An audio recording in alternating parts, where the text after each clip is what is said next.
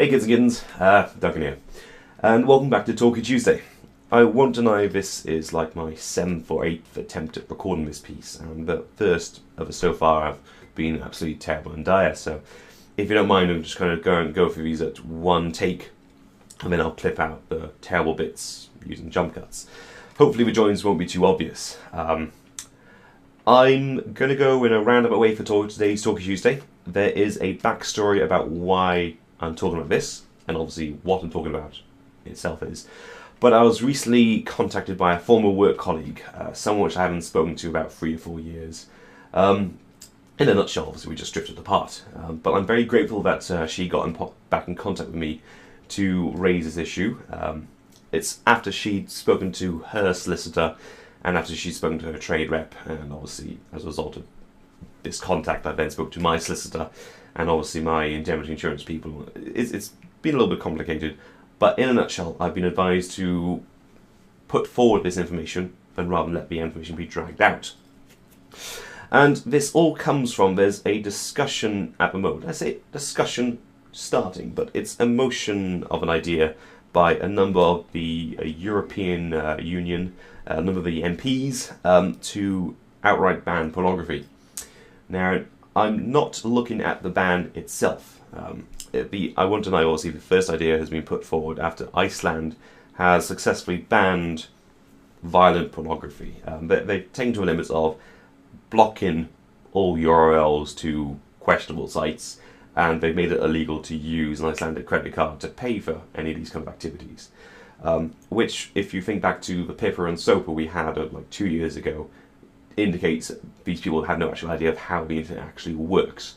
But they're happy that they've now banned violent pornography in Iceland. Moving on from that, obviously, it's been a Dutch MEP which has put forward the idea of a blanket ban of pornography in itself. Now, that isn't what I want to talk about. It's more case of that within the bill, and bill motion is still being drafted at the moment, but there is one part that's going to still come to fruition, and whilst it's being banned, okay, there's also a clause to disclose the details of anybody who has participated within the field. Hence the point of this video. In a nutshell, I have worked in the pornographic industry. Now, this might seem like a very odd statement to come out with. This is obviously several years after the event. It's all started back when I was at university, and it was after I saw a job application in the classified advertisements. So they were looking for a skilled photographer to take indoor shots. As you imagine, it's quite a vague sort of topic, if it makes sense, but it transpired that when I actually got to the office to discuss the advert and bring my resume along and say, this is my resume, this is my portfolio, this is my other pieces I've done, it then became clear what it was, and they are essentially looking for a cameraman, both stills and obviously for motion capture of adult filmography. And it was from that I actually learned my tradecraft of doing cinematography and obviously into machinima. It was also the same reason that because I'd done both behind the scenes work, so I was actually holding the camera to capture the scenes, obviously to get quite a close perspective on the world of pornography, and it did also lead into something which, in no case that I'm not guilty about doing, or I feel as if I shouldn't have done, but also into the abused range, if that makes sense. It's well, that's probably one choice of words. It's more a case that you see the female in full appearance there, so obviously we've identified her, but then the male actor is then pixelated. You can't see who they are, you can't identify who it is. So obviously, whilst I've done a lot of the behind the scenes work, I did also participate in front of the camera, and it was my idea to put forward the idea of the pixelation aspect, where essentially it literally all came down to they're just short on a person one day.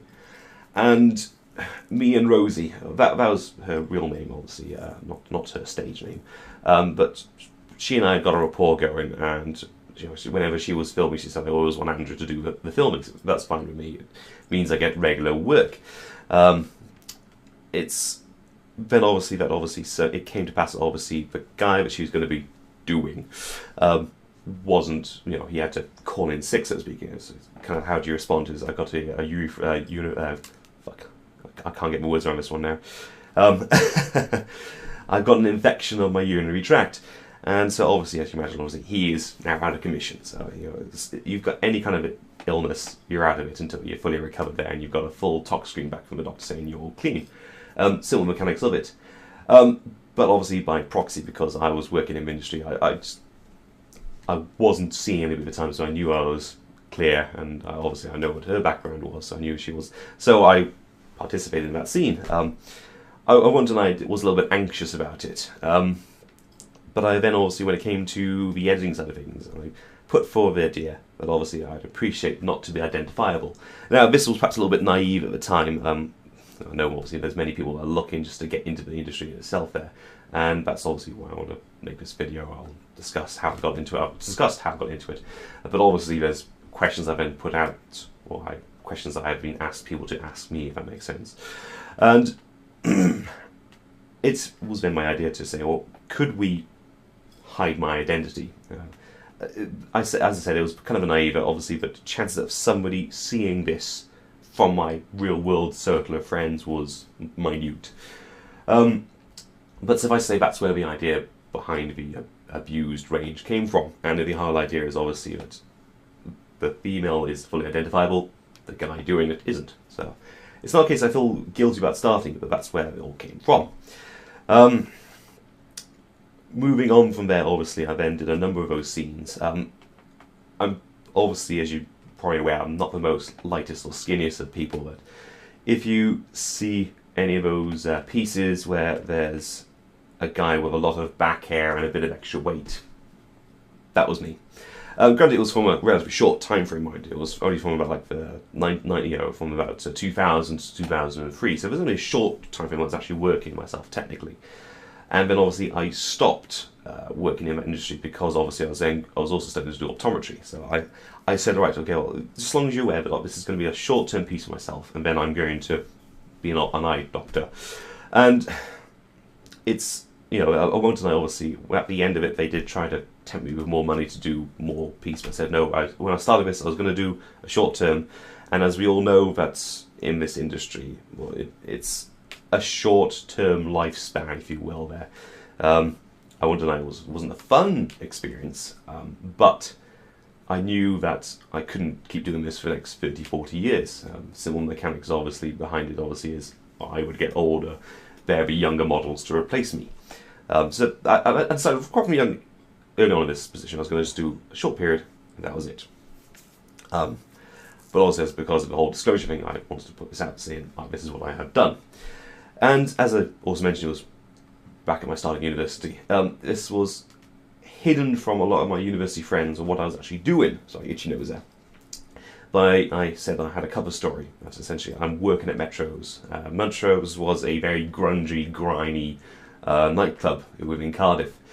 And it covered a lot of angles that very few of my friends would actually go there. So as such, I was quite safe from being identified as, I went to Metro's, and I didn't see you there, Andrew. What are you up to? So that was one thing I was quite safe about there. But again, obviously, because of this disclosure aspect, I want to put forward this information rather than having it dragged out.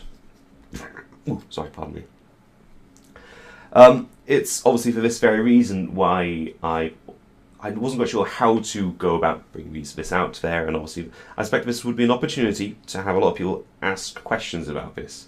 And rather than go to Reddit and type in, I'm an adult film actor, ask me anything, because I don't think you get much control there, in my opinion. I went to a number of social media sites and I lied, I'm sorry to say. If I duped you, I do apologise. I said, I've been given an opportunity to interview an adult film star. If you could interview an adult film star, what would you ask and to whom? So I've been given like a list of people's. Funnily enough, the first one from Tumblr says, how do I get into the industry? Which, if you don't mind, I've already kind of just rambled off in a rather succinct manner. Obviously, I saw an advert, I went in for it. I won't deny there are other agencies that put out there, we are looking for adult actors. We're looking for guys to come on camera and to do naughty, naughty things. That those are coming far and few these days, but a lot of the film actors and industry these days are looking on social sites, especially like the Pornhubs and the RedTubes, because there's a lot of the amateur content being put up there. And as such, obviously, all the big industries are recognising, they're watching the videos, are looking for new content being produced, and say, right, we like her, we like him, let's hire them in. So that's how a lot of them are now being hired. But when I got into it these days, it was a case that I went to an advert. That's how it was. Nick from Facebook asks, how do they make money if porn is free? I'm going to address Nick on this one to a certain extent, but obviously the people at large. It's only the perception of it being free because of the internet market that we are today. If you backtrack 20, 30 years, 1970s, 1980s, the only way you could get hold of this kind of material was by going to cinemas, skin flicks, or even buying VHSs or going to a pawn shop itself. Thus, it's not free, money is changing hands. There was like a dip in this equation about the late 1990s, early 2000s. That was around the time when Kazaa and Napster came on the scene, and people were able to share video files that they had downloaded from other sites. But most of them, thanks to the technology behind YouTube and Vimeo, most of pornography that's seen today is obviously either premium sites that you've got to pay to access, or it's via other streaming sites like YouPorn, RedHubs, and all those, which put adverts on them, just like YouTube does. Okay, so usually to the side of the video there's like a little section saying, can you not keep it up? Click this link, or don't fuck any girl until you've seen this video. Obviously the all linking, there's also the whole aspects of pay-per-click. And so that's one thing I want YouTube to do, is pay-per-click adverts, not pay-per impressions. So that's something I'll do another day if you don't mind. Brian from Facebook says, what's up? And he'd specifically like to ask Madison Ivy. Well, as I said, sorry Brian, I did dupe you on this one. But what's up? My anxiety levels perhaps, maybe the pulse rate, because I'm making this video, because I don't feel too confident about making this and putting myself to it. That is obviously the whole reason why it took me until 2009 before actually putting my mug on camera and putting it up on YouTube. Before then it was all just digital content.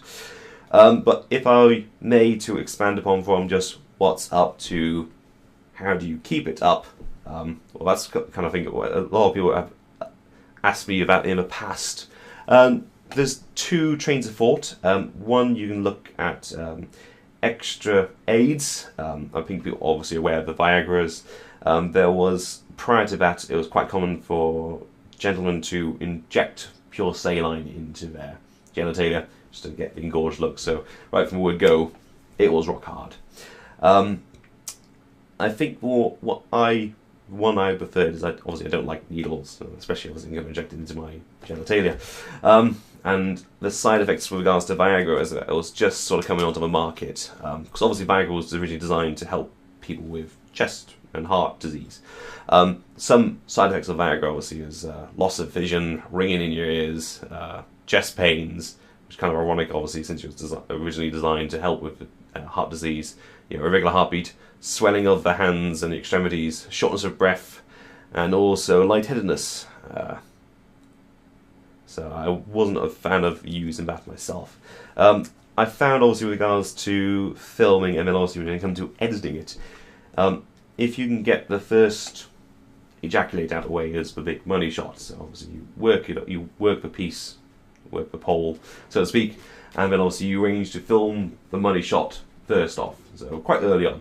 And then from that point obviously you get a big explosion everywhere.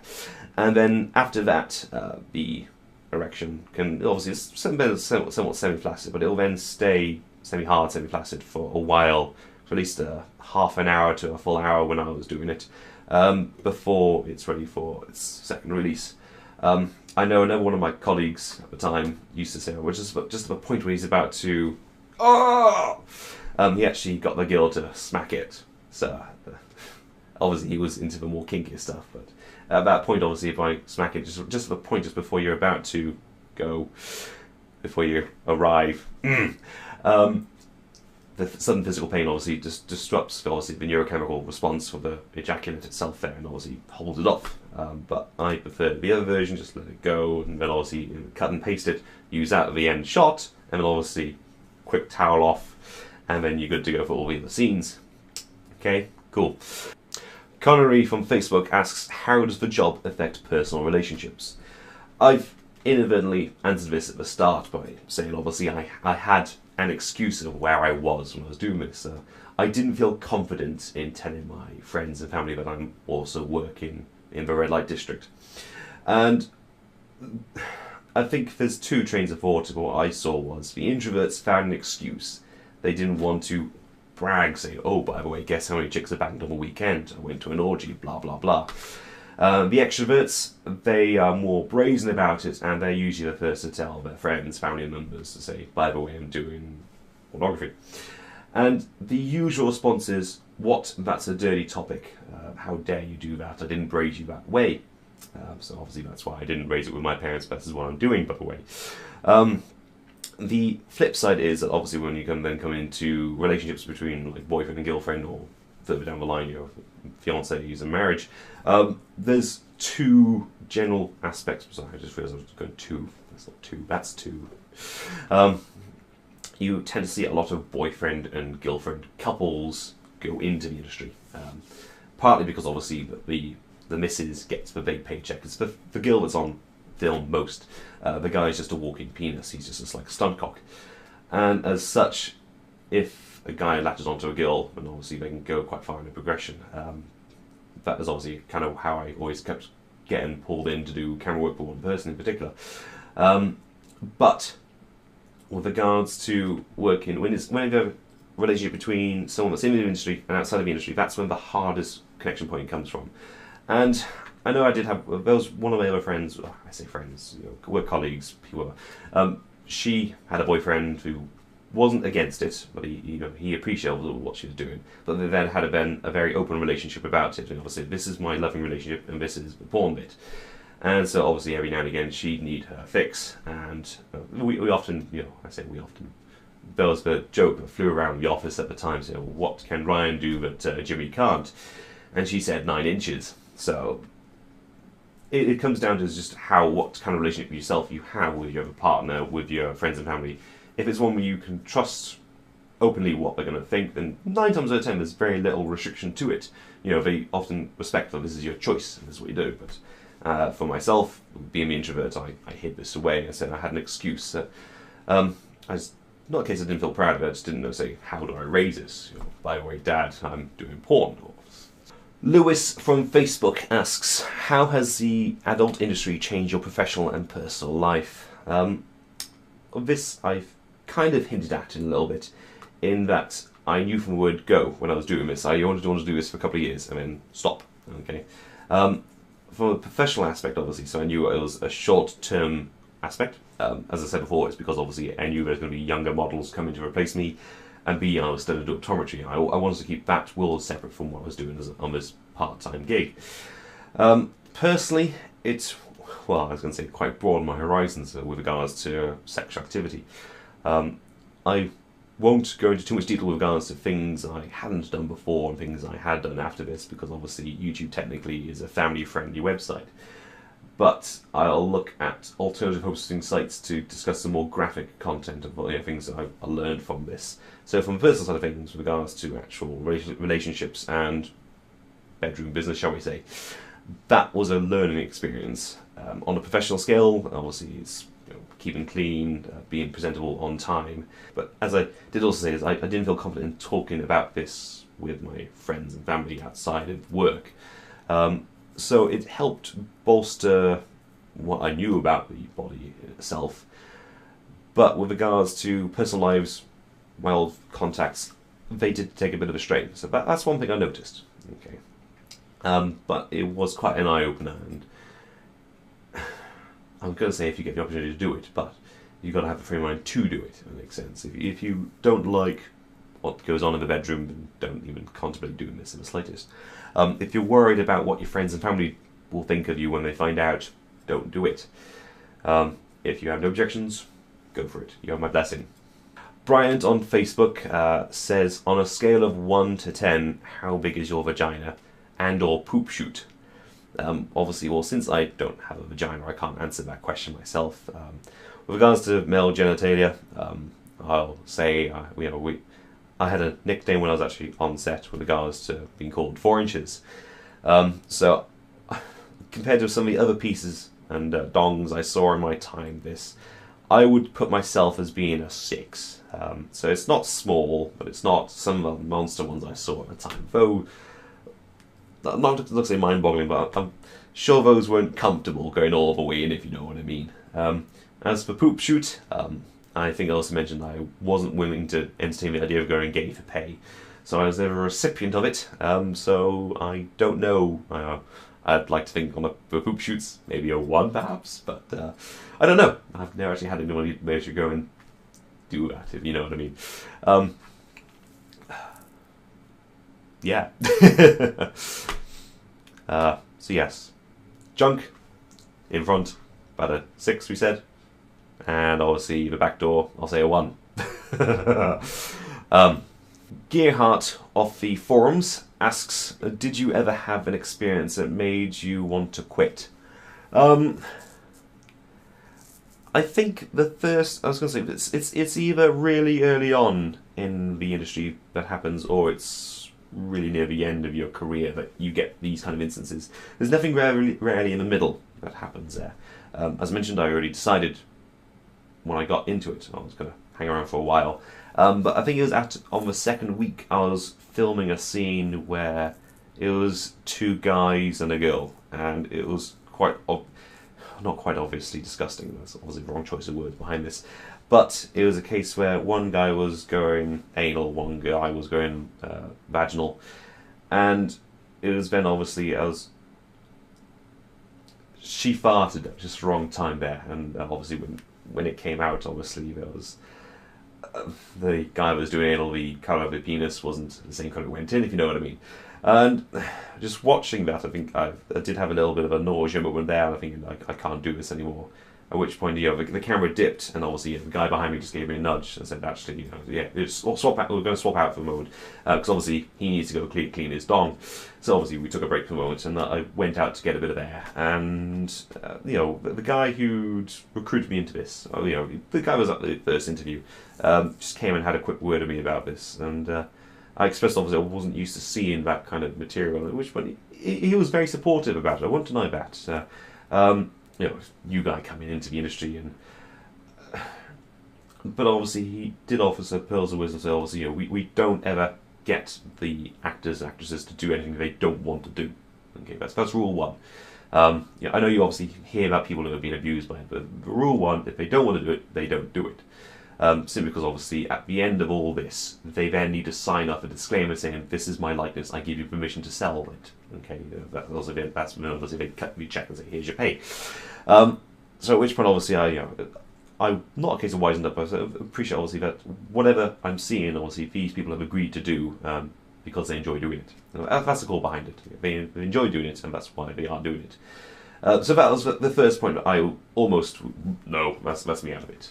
So I'm grateful that obviously he came along and said that, and that's why I didn't say to be interested for a couple of years. But as I said, I had to decide that I was going to stop. Sarkaskiel for Forums asks quite an insightful question. Obviously away from the usual kind of questions you tend to get first. But would you rather fight 100 duck-sized horses or 1 horse-sized duck? First of all, I want to say I think this is a trick question. Why are they fighting me in the first place? But given the choice, I'd rather take 100 duck-sized horses because they're only like little small things. Ducks with that sort of size, a horse is like larger than me. So I'd rather take the little ones, and many of them, and obviously the idea is if I can maybe kick one, I can hit another one, and hit another one, hit another one, rather than being chased by a duck-sized horse, because that'd be fucking massive. But thanks to Sack for giving me an unconventional question. Rain Travers from the forums asks a 2-parter, or technically gives 2 questions, but obviously one's a 2-parter, so I'll do the whole thing. Who was your favourite partner and why? Or what was your favourite film? But I'll do the whole thing if you don't mind. I think my favourite partner was obviously the first one I lost my filming virginity with, and that was obviously Rosie. obviously that was her real name, rather than obviously that she was the one that got in contact with me about the whole process. But obviously, stage name was Taryn D, because obviously she's Taryn the D, the dick up, get it? Ha ha ha ha. Yeah, I don't make these names up, seriously I don't. But that's obviously why I went for the unknown identity. So that was also my favourite film in itself, because obviously I both filmed it, or arranged to have it filmed, I did the editing part of it. And so obviously I got to choose what bit was seen, and obviously it was my first time on scene. So that was why I liked that film. That's why I liked her as an actress. Pepper asks, how do I feel about cream filling? I have no objections to it in the slightest. It was just never something that was done at our end of things. One rule we always had for this firm was everyone wears condoms. And as such, you can't really penetrate anything and obviously have cream coming out because obviously it's all enclosed. A lot of these scenes were obviously money shots, if you will. And as such, we had no opportunity, if you will, to do cream filling. But I know obviously the industry's now pushed forward, and obviously it's more acceptable to do scenes without condoms on, so obviously you can have cream fillings on many different orifices. And I won't deny it's a bit of a gooey one to watch as it comes slowly out of it, but I don't object to it, I just didn't do it. Ilmater asks, what do I plan to do after my porn career? Well, I have hinted on numerous occasions, I test lies for a living. I think other things I had also pondered about after doing the cinematography side of things was maybe transferring into doing actual film schooling perhaps. But I did already invested a substantial amount of time into doing optometry, and it would be a bit of an interesting one to say, hi mum and dad, I want to change my career path because I've been doing porn. I could not foresee that conversation going down well, so what did I do after it? Optometry. Off the forums, Gaelig asks, do you think you'll ever regret it? I think the one thing I've regretted myself is not opening up about what I was doing per se. Obviously the fact I'm now doing this video now, almost a full 10 years after the event itself, kind of indicates, yeah, I regretted not coming forward about it being open at the time. I think I would have liked to have had sensible conversations with people in real life saying this is what I'm doing. So I think that was my regret about it. But Devolve off the forums asks, how do I eat a cream egg? Usually I unwrap it and then I take a chunk out of, literally just bite the top of it off. And I'll then perhaps maybe try and lick some of the cream contents of the egg out a little bit. And then after that I'll go gone completely. So that's how I eat a cream egg. Stott asks 2 questions. This is obviously because the original question I posed was I'm interviewing an actor and an actress. Obviously his question was to the actor, tits, fake or real? As in preference. And to the actress is bigger better? Well, I'll do the first one second one first. I think with regards to the actual industry as a whole and society, we are always told that bigger is better. Bigger cars, bigger ships, bigger everything. Obviously, except for phones, where obviously things are getting smaller and smaller and smaller. Spy gadgets, smaller and smaller and smaller. I also can't speak with regards to when erections go up into ladies' parts, but I know there have been a couple of occasions where someone actually says, actually, no, that's actually, you're hitting the top of the cervix now. No, that's too far. And I'll see some scenes where people are doing anal, as you go in by 1 inch and you go up 1 inch and around another inch. There's only so far you can actually go in. So it depends obviously which passageway you're using with regards to is it bigger or better.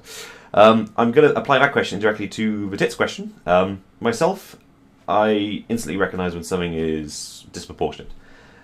So I myself would say that obviously whilst society at large says bigger is better, I think I'd rather go for real and believable. So when I actually see somebody who's like a stick figure and like double D's on them, I know that something isn't right there. Well, it's not a case that something's not right, but something is out of sync with everything else. I also recognise it with day-to-day life as well. Obviously, if I see somebody with blonde hair and tan skin and obviously brown eyes, I know either A, the eyes are the wrong colour to match the hair, or the hair's the wrong colour to match the eyes. Like was obviously I imagine for them to do self-tan. So when things don't tick together because of genetics, I think that's sends alarm bells ring. So I'm going to say real. Last but not least, Caden on the forums asks, why did you decide to join this field of occupation? I kind of already hinted at this at the start of this video, but predominantly funding.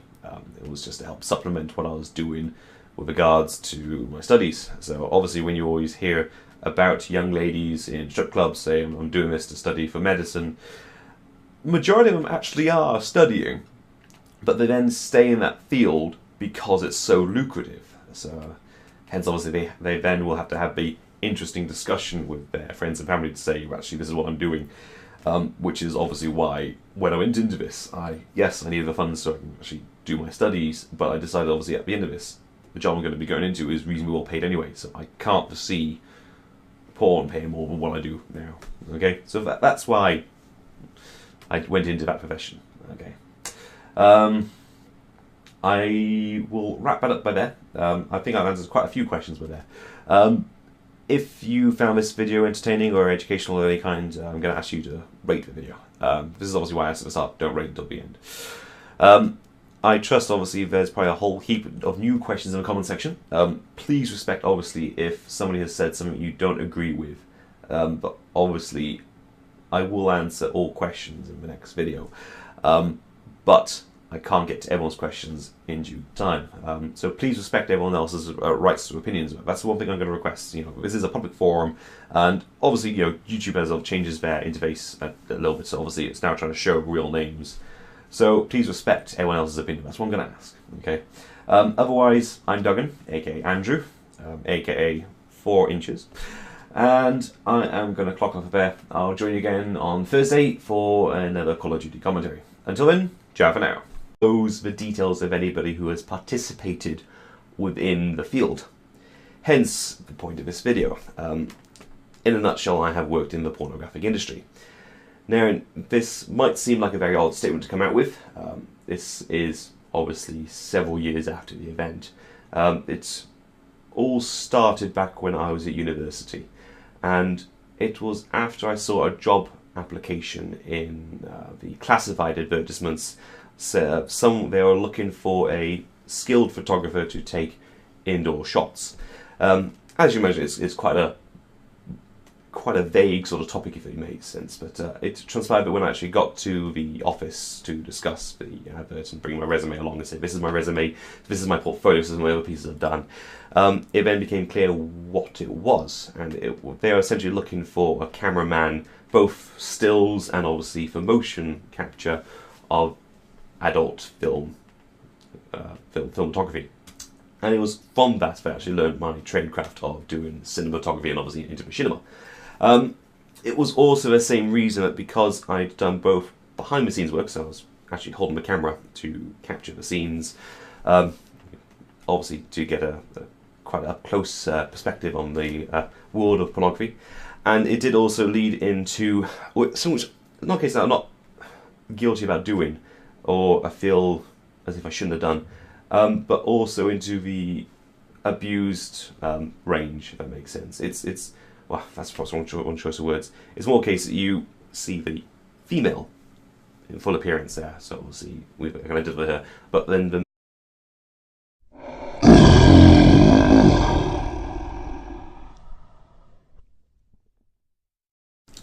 Hey kids and kittens, Duncan here, and welcome back to Talkie Tuesday.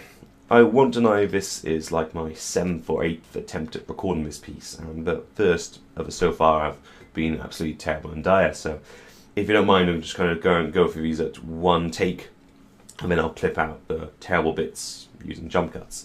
Hopefully the joins won't be too obvious. I'm going to go in a roundabout way for today's Talkie Tuesday. There is a backstory about why I'm talking about this, and obviously what I'm talking about itself is. But I was recently contacted by a former work colleague, someone which I haven't spoken to about 3 or 4 years. In a nutshell, obviously we just drifted apart. But I'm very grateful that she got taken to the limits of blocking all URLs to questionable sites, and they've made it illegal to use an Icelandic credit card to pay for any of these kind of activities. Which, if you think back to the Pipper and Soper we had like 2 years ago, indicates that these people have no actual idea of how the internet actually works, but they are happy that they've now banned violent pornography in Iceland. Moving on from that, obviously, it's been a Dutch MEP which has put forward the idea of a blanket ban of pornography in itself, Now, that isn't what I want to talk about. It's more case of that within the bill, and bill motion is still being drafted at the moment, but there is one part that's going to still come to fruition, and whilst it's being banned, okay, there's also a clause to disclose, pop back in contact with me to raise this issue. It's after she'd spoken to her solicitor and after she'd spoken to her trade rep, and obviously as a result of this contact I then spoke to my solicitor and obviously my indemnity insurance people. It's been a little bit complicated, but in a nutshell I've been advised to put forward this information and rather than let the information be dragged out. And this all comes from, there's a discussion at the moment. I say discussion starting, but it's a motion of an idea by a number of the European Union, a number of the MPs, to outright ban pornography. Now, I'm not looking at the ban itself. I want to know, obviously, the first idea has been put forward after Iceland has successfully banned violent pornography. They